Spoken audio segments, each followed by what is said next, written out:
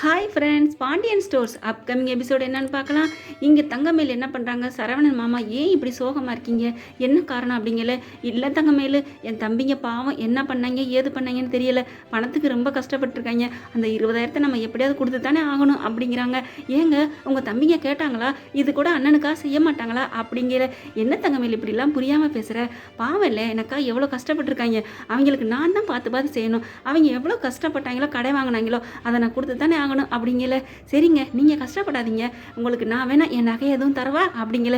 என்ன தங்கமேலு, தம்பிக்கிட்டே நான் வாங்கக்கூடாதுன்னு நினைக்கிறேன், அப்படி இருக்கையில நான் உங்ககிட்ட நான் வாங்குவேனா, அதெல்லாம் வேணாம் தங்கமேலு வீடு, நான் என்ன பண்ணலான்னு யோசிக்கிறேன் அப்படிங்கிறாங்க. என்ன பண்ணுறது ஒன்றுமே புரியலையே அப்படின்னு இங்கே நினச்சிட்டு இருக்காங்க. அதுக்கப்புறம் அவங்க அம்மாவுக்கு ஃபோன் பண்ணுறாங்க. இந்த மாதிரி ரொம்ப வருத்தப்படுறாருமா மாமா பாவம்மா அப்படிங்கல.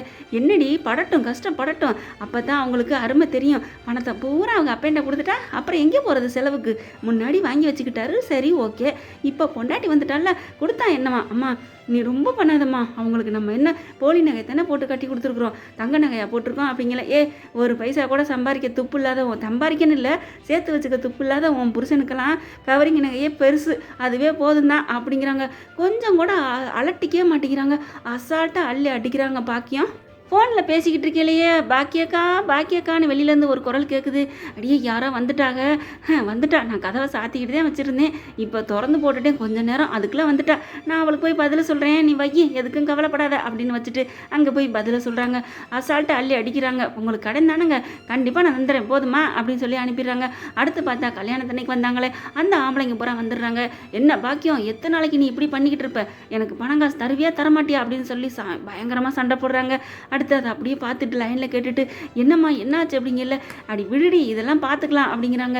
அதுக்கப்புறம் மயில் என்ன பண்ணுது, சரவன்ட்ட சொல்லி அழுகுது. மாமா இந்த மாதிரி கடை வாங்கியிருக்காங்க, நமக்கு நகைன்னு போடுறதுக்காண்டி வாங்கியிருப்பாங்க போல இருக்குது, ரொம்ப அம்மா கஷ்டப்படுறாங்க, என்ன பண்ணுறதுன்னு தெரியல மாமா அப்படிங்கல. ஏன் தங்கமேலு நான் என்ன நகையாக கேட்டோம், எங்கள் அப்பா நகையெல்லாம் கேட்கவே இல்லை, நீங்களா தானே போட்டீங்க. இல்லைங்க அவங்க மகளுக்கு அவங்க போட்டாங்க, இப்போ என்ன பண்ணுறது அப்படிங்கல. என்ன பண்ணுறதுன்னு தெரியல மாமா, என்ன நம்மகிட்ட நகையை வேணால் எடுத்துக்கு கொண்டாந்து லாக்கர்லேருந்து வாங்கிட்டு வந்துடுறேன், அதை உங்கள் அம்மாட்ட வேணால் கொடுத்து கடன் அடைச்சிக்கையே. ஐயோ அதெல்லாம் வேணாமாமா அப்படிங்கிறாங்க. என்ன தங்கமயிலு நம்மகிட்ட வாங்கினா என்ன, அம்மாவுக்கு தானே. ஐயோ அதெல்லாம் ஒரு நகை கூட வாங்க மாட்டாங்க, ஏன்னா அவங்களுக்கு பயம், என்னடா ஆகுறது, அது பூரா பித்தாலை இல்லை, அதை வச்சு எப்படி கடை அடைக்க முடியும், அதனால தங்கமயில் வேணாங்குது. இங்கே அங்கே கடனுக்கு போனவங்க என்ன பண்ணுறாங்க, பாக்கியத்தை பிடிச்சிட்டு பயங்கரமாக வாங்குறாங்க. இங்கே பாருங்கள், நீங்கள் இப்போ கடன் தரலைன்னா நாங்கள் உங்கள் சம்மந்த வீட்டுக்கு நேராக போயிடுவோம் அப்படின்னு சொன்ன உடனே ஐயோ அங்கெல்லாம் போயிடாதீங்க, பாவங்க என் பிள்ளை நம்ம இவ்வளோ நாள் கஷ்டப்பட்டு கட்டி கொடுத்துருக்கோம், அங்கே போய் அவளாவது நிம்மதியாக இருக்க வேண்டாமா, அப்போ எங்கள் காசை நீங்கள் கொடுங்க, ஏமாற்ற பார்க்குறீங்களா அப்படின்னு பயங்கரமாக கத்தையில். ஐயோ வேணான்னு சொல்கிறாங்க. ஆனால் கேட்க முடியாமல் வேகமாக என் மருமையை வேலை பார்க்குற இடத்துக்கே போயிடுவோம் அப்படின்ட்டு சரவண இடத்துக்கே போயிடுறாங்க. அங்கே பார்த்தீங்கன்னா பாக்கியம் எல்லாருமே போகிறாங்க. என்ன வாங்க மாமா வாங்க அத்தை என்ன அப்படின்னு கேட்குறாரு சரவணே. உடனே இல்லை தம்பி அது அப்படிங்கல, நீ என்ன போய் நீ இழுக்கிற என்னம்மா அப்படின்ட்டு வந்த கடங்காரங்க என்ன பண்ணுறாங்க, இங்கே பாருங்கள் நாங்கள் அதெல்லாம் சொல்ல மாட்டோம், இவங்க காசு பூரா வாங்கிக்கிட்டு தரவே மாட்டேங்கிறாங்க, என்ன சொல்லிக்கிட்டு இருக்காங்க, இப்படிலாமா பண்ணுறது, வாங்குறபோது நல்லா இழுச்சு வாங்குறாங்க, திருப்பி கேட்கல மட்டும் பயங்கரமாக இப்படி தக்காளிச்சுட்டே இருக்கிறாங்க, இன்னைக்கு வசமாக மாட்டிக்கிட்டாங்க, கதவை பூட்டிக்கிட்டு எப்போ பார்த்தாலும் வீட்டுக்குள்ள இருக்கிறாங்க அப்படின்னு கத்துறாங்களா. உடனே என்ன மாமா இப்படிலாம் நடக்குது அப்படிங்கல. இல்லை அப்படிங்கல, உங்களுக்கு நகை வாங்கினதான் பொய் சொல்கிறாங்க தம்பி, இவங்கெல்லாம் நகை வாங்கல, உங்கள் கல்யாணத்துக்கு முன்னாடியே வாங்கின கடை, அங்கிட்டு வாங்கி எங்கிட்டு கொடுக்குறது, இங்கிட்டு வாங்கி அங்கிட்டு கொடுக்குறது, இப்படியே இவங்கெல்லாம் பண்ணுறதெல்லாம் முள்ள மாதிரித்தனமாக இருக்குது அப்படிங்கல. இங்கே பாருங்கள் வாய் மூடுங்க, உங்களுக்கு காசு கேட்டிங்களா அதோட விடுங்க, இந்த மாதிரி எங்கள் குடும்பத்தை என் மாமியா அத்தையே பேசாதீங்க மாமனாரெலாம் அப்படிங்கிறாரு. பரவாயில்ல மாப்பிள்ளை நமக்காக பேசுகிறான்னு நினைக்கிறாங்க. அத்தை இப்போ என்ன அவங்களுக்கு கடன் தானே கொடுக்கணும், உங்கள் நகையெல்லாம் சும்மா தான் லாக்கரில் இருக்குது, அதை வேணால் எடுத்து தந்துடுறேன், அதை அடகு வச்சுட்டு கொடுங்க அப்படி. ஐயோ தம்பி அதெல்லாம் வேணாம் அப்படிங்கிறாரு. அட சும்மா இருங்க அத்தை, நீங்கள் என்னத்தை நமக்கு மானத்தை விட நகையா பெருசு, நான் எங்கள் அம்மாட்ட சொல்கிறேன் எங்கள் அப்பாட்டையும் சொல்கிறேன், சொல்லி கண்டிப்பாக நான் உங்களுக்கு நான் திருப்பி தந்துடுறேன் அந்த நகையை, நீங்கள் கொண்டாந்து அடகு வச்சுட்டு கொடுத்துருங்க அப்படிங்கல. இங்கே பாருங்கண்ணே நீங்கள் போங்கண்ணே, கண்டிப்பாக உங்களுக்கு காசு வரும் போதுமா. இங்கே பாருங்கள் தம்பி இவங்களை நம்பி நான் போகலை, இப்போ உங்கள் வாக்கை நம்பி போகிறேன், இன்னும் ஒரு வாரத்துக்கு எனக்கு பணம் வேணும் அப்படின்ட்டு போயிடுறாங்க. அதுக்கப்புறம் ஏன் தம்பி இப்படிலாம் அப்படிங்கல, விடுங்கத்தை நீங்கள் போங்க, நான் கண்டிப்பாக வீட்டில் போய் ஏற்பாடு பண்ணுறேன் அப்படிங்கிறாங்க. அதுக்கப்புறம் பார்த்தீங்கன்னா அவங்க அம்மாட்ட வீட்டில் சொல்கிறாரு, பாண்டியன்ட்டையும் கோமதிட்டையும் இந்த மாதிரி கடைக்கெல்லாம் வந்துட்டாங்க, பாவமா அவங்க நகையை கொடுப்போம், அவங்க அடகுதான் வச்சுக்கட்டும், வச்சு கடன் அடைக்கட்டும், பின்னாடி அவங்க திருப்பி தரட்டும், திருப்பி தந்தாலும் சரி தராட்டும் சரி, அந்த நகையை நம்ம வச்சு என்னமா பண்ண போகிறோம் அப்படிங்கிறாரு. உடனே என்னங்க என்ன சொல்கிறீங்க அப்படின்னு கோமதி சொல்ல, சரிம்மா அவங்க நகையை கொடு, நம்ம என்ன பண்ண போகிறோம், லாக்கரில் தூங்கிக்கிட்டு இருக்கு, அவங்களுக்கு மானத்தை காப்பாற்றினா அது ரொம்ப சந்தோஷம் தானே அப்படிங்கிறாங்க.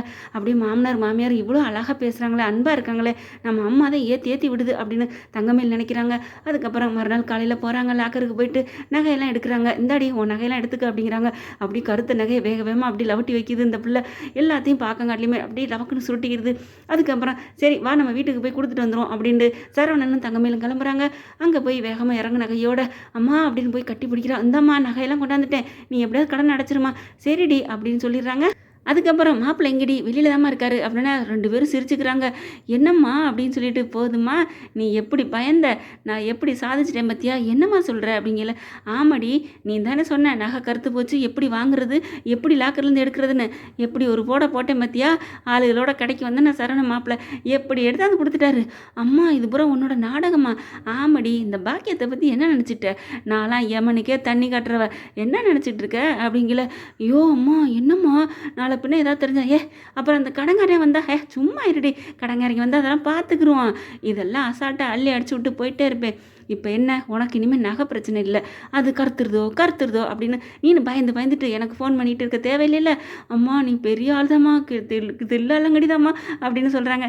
என் வயிற்றில் பிறந்துட்டு இப்படி கேனச்சிரிக்கா நீ இருக்கேடி அப்படிங்கிறாங்க. கண்டிப்பாக தங்கமேல் வந்து நல்லவங்களாக இருப்பாங்க தாங்க. இந்த பாக்கியம் பேச்சை கேட்கலன்னா கண்டிப்பாக உருப்பட்டுருவாங்க அப்படின்னு யாரெல்லாம் நினைக்கிறீங்களோ உங்கள் கருத்துக்களை கமெண்ட் பாக்ஸில் சொல்லிவிட்டு ஒரு லைக்கை தட்டி சப்ஸ்கிரைப் பண்ணிடுங்க. Thank you friends.